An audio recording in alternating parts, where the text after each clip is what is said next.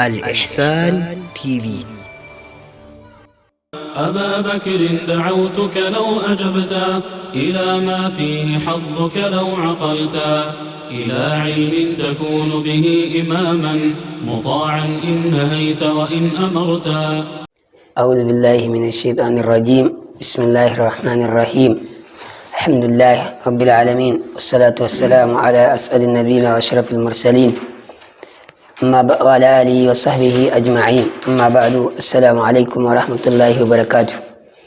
يوم ما تكلم da sauraro wannan tasha mai albarka ta Al-Ihsan, muna farin cikin sake haɗuwa da kowa a cikin darasi da muke na wannan littafi mai suna Mukhtasarul Muharrar na Al-Fiqhul Muyassar, talifin babban malami Abu Ubaida Dr. Abdulkadir Ismail hafizahullah.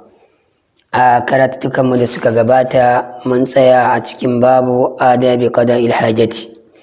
A yau insha Allah ta'ala za mu shiga babu fara'idil wudu'i, wato babin da yake bayani akan farillolin alwala. Wa fara'idil wudu'i an-niyyatu wa ghaslul wajhi wa ghaslul yadaini ila al-mirfaqayn wa mashu ar-ra'si wa ghaslu ar-rijlayni ila al-ka'bayn wad-dalku wal muwalatu 'inda al-qudra. Farillolin alwala anan mala ya kawo guda 7 kamar yadda haka yafi shahara, kuma su ne aka fi kawo a mazhabin malikiyya. Yace ga su kamar haka. Na farko an-niyya. Shi da aka ce farilla, yan uwa masu bibiya, shine duk abin da fa in ka bar shi wannan ibadar bata inganta ba. Duk abin da aka ce maka farali ne a cikin alwala, to idan baka yi shi ba alwalarka bata cika ba, kuma idan ma ka yi sallah a haka a wannan sallar bata yi ba, domin alwala bata samu ba. Saboda haka sai a san waɗannan abubuwan a kiyaye, kuma a tabbatar da cewa ana yin su yadda shari'a ta yi umarni a yi su. Abu na farko shine an-niyyatu, wato ƙulla niyya. Niyya shine ke bambanci tsakanin alwala da wanke gabbai. Idan da mutum zai zo ya iske ruwa kawai ya kunna, ya wanke hannunsa, ya kurkura baki, ya shaƙa, ya wanke fuska, ya wanke hannuwansa har da ƙafafuwa, har da ma kila shafa kai, amma a lokacin da yake wannan abun bai hararo cewa alwala yake yi ba, kuma daman ba ya zo ne da niyyar yi alwala ba, kawai ya ɗibo ƙura ne ko kuma ya ɗibo zufa saboda gajiya, ya zo ya samu ruwa a arha yi wannan abun. To sai daga baya bayan ya kammala sai ya tuna ai to ma sallah za a yi, to wannan wanke gaban da yayi yanzu ba zai zauna a matsayin alwala ba, saboda babu niyya a cikin wannan aikin da yayi. Saboda haka niyya ita take bayar da cewa abin da ka yi wata ibada ce keɓantacciya, ita kuma take tamyizin al-ibadat wal adat, ita take tantance tsakanin ibada da abin da kawai za ka yi shi don ra'ayin kanka. Da mutum yana da janaba a jikinsa sai ya je ɗibi ruwa yi wanka, amma lokacin da yake wankan bai ma tuna yana da janaba ba ya shiga ne da niyyar wankan janaba ba, kawai ya je ya yi wankan shi ne na yau da kullum. Wannan janaba tana nan a kansa har yanzu bai tsarkake ta ba, dole sai ya zamanto an samu niyya a ciki. Saboda haka dai sai mu kiyaye, wannan shine farali na farko daga cikin farillolin alwala, kuma ita niyya daman can farali ne, kuma ita ce mabuɗi na kowane irin aiki. A kanta ake gina shi, karɓuwarsa ko rashin karɓuwarsa, ingancinsa ko rashin ingancinsa. Annabi sallallahu alaihi wasallam yana cewa innamal a'malu bin niyyati kamar yadda wannan hadisi ne shahararre kuma sananne kuma ingantacce. Farilla na biyu mala yace wa gaslul wajhi, da wanke fuska. Wanke fuska yana daga cikin farillolin alwala. Ina ne ake ce ma fuska? Malamai suka ce tun daga nan matsiran gashin mutum a goshi, tsakanin inda ya iyaka da goshinsa da gashin kai, daga nan abin da ya haƙƙasa zuwa haɓasa, to wannan shi ake ce ma alwajihu. Faɗinsa kuma daga kunnen dama zuwa kunnen hagu. Duk abin da ke tsakanin wa'annan wuraren, da zurfin fuska da zurfin idanu, ina nufin da ƙasan hanci da ƙasan abin da suke ce ma ƙasan leɓe nan inda ake ce ma hana ƙarya ne ko menene inda wannan abin yake fitowa, dukkan shi ya shiga cikin alwajihu. Saboda haka lokacin da kake alwala dole ka tsaya ka kula ka hankalta a tabbatar da cewa ka wanke wannan guri da aka shar'anta maka ka wanke, tsakanin kunninka na dama zuwa na hagu a faɗi kenan, tsakanin matsiran gashinka zuwa ƙasan haɓanka ko zuwa ƙarshen haɓanka, wannan duka sai ka wanke shi. Idan ka bar lam'a ko wani guri a wannan bagire ba ka wanke shi ba, to babu shakka alwalarka ba ta yi ba. Saboda mene? Saboda ka bar farilla daga cikin farillolin alwala. Allah ya sa mu dace. Abu na uku malai ce wa gaslul yadaini ila almirfaqain, shine wanke hannaye zuwa almarafiq. Mirfaqain shine gwiwoyin hannu wanda Sokotawa ke ce ma maƙizumu ko Hausawan yankin mu ke ce ma maƙizumu. To wannan ko maƙizumu ka kira shi da waccan Hausar ko ka kira shi da gwiwan hannu, shine dai almirfaq nan. Saboda haka lokacin da mutum zai alwala, da yawa anan za ga mutane muna yin kuskure, saboda tunda mutum a farko ya wanke hannunsa tafukan hannu, to idan ya zo ya wanke fuska, maimakon ya faro wanke hannu daga yatsu sai ya fara daga nan wuyan hannu kawai sai ya yi sama. To wanda yi wannan ya bar farilla. Wancan wanki wanda kai na farko ai bai zai zauna matsayin wannan ba, tunda ba hukuncin su ɗaya ba, kuma ba a wuri ɗaya ba a lokaci ɗaya ake yin su ba.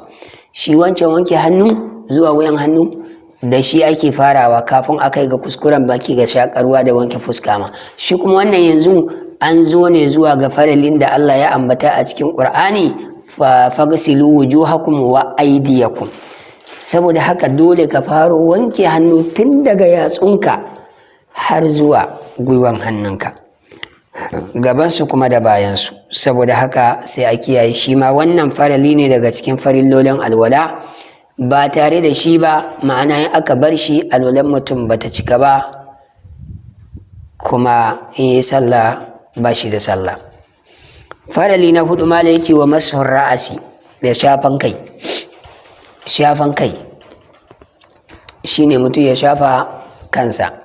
Wannan akwai zantuttuka da yawa na malamai akan cewa ina ne ainihin inda yake farali a shafa a kai, amma za mu takaita kawai akan abin da aka sani shine mazhaban da Imam Malik ya tafi a kanta, da kuma malamai da yawa suka fi dogaro da ita. Shine aka ce shafan kai ana nufin mutum ya shafa kansa gaba ɗaya tun daga kan matsiran gashinsa, ma'ana bakin goshinsa, abin da ya har zuwa ƙeyarsa, kamar yadda hadisin sayyidina Ali radiyallahu ta'ala anhu yake nunawa cewa annabi sallallahu alaihi wasallam bada'a bi muqaddami ra'asihi hatta zahaba bihi ma ila qafahu thumma raddahuma ila al-makan alladhi bada'a minhu.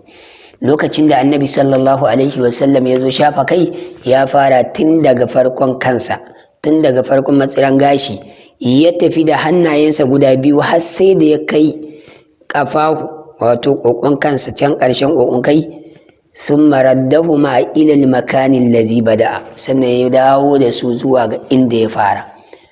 Kenan shafa kai shine ka shafa tun daga kan wannan matsiran gashi har zuwa ƙarshen kokon kanka. Wannan duk da zamu ji shi dawowan sunna ne, amma dai shafawan na farko shi farilla ne, kuma farilla ne daga cikin farillolin alwala. Shine mashur ra'as wa ghaslur rijlaini ila al-ka'bayn, da kuma farali na biyar shine wanke kafafu zuwa al-ka'bayn. Ina ne al-ka'bayn? Al-ka'ab shine ainihin wannan kashi ko abinda mai iziya ya faɗa, ya ce wa huma al-azmani annati'ani fi tarafi saqaini. Sune wa'annan kasusuwa guda biyu wa'anda suka bayyana a gefen kafan mutum, gefen dama da hagu. Za ga kafan kowa akwai waɗannan idan sawu kamar yadda ake cewa da Hausa, to waɗannan su ne alka'abain.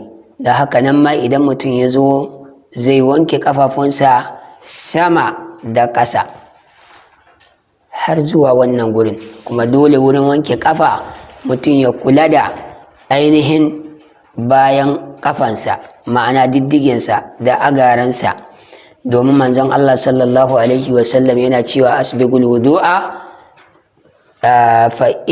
asbigul wudu'a wailu lil aqabi minan nar. Manzon Allah sallallahu alaihi wasallam yace bone ya tabbata ga wasu kafafu daga wuta, wato digadigai waɗanda ba a tsayawa a wanke su. Wani zaga yana alwala kawai ya watsa ruwa, yanayin fatar jikinsa ba ta riƙe ruwa, sai ga ruwan ya tafi ba tare da ya jiƙe wani ɓangare daga ɓangarorin ƙafansa ba, inda kuma yake farilla ne ya wanke daga ƙafarsa.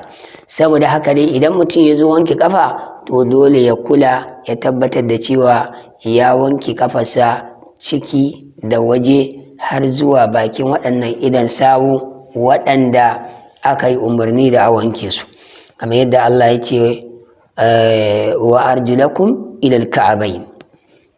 Farilla na shidda malai ce waddalku shine cuɗanyawa.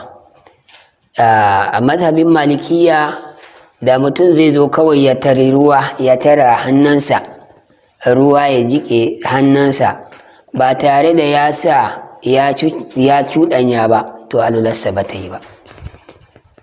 Saboda haka dole sai mutum ya sa hannunsa ya cuccuɗa inda ainihin ruwan ya taɓa a jikinsa.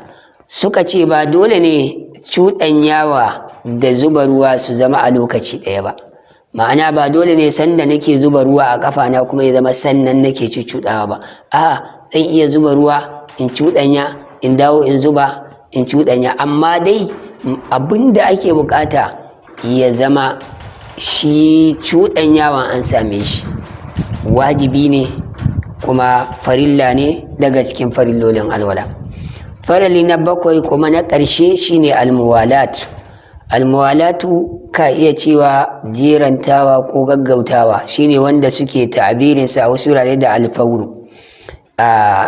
Abinda ake ce ma alfauru, kamar yadda mai iziya Allah ya ji kansa ya fassara mana, shine ay yaf'alul wudu'a kullahu fi fawrin wahidin min ghairi tafriqin mutafahish.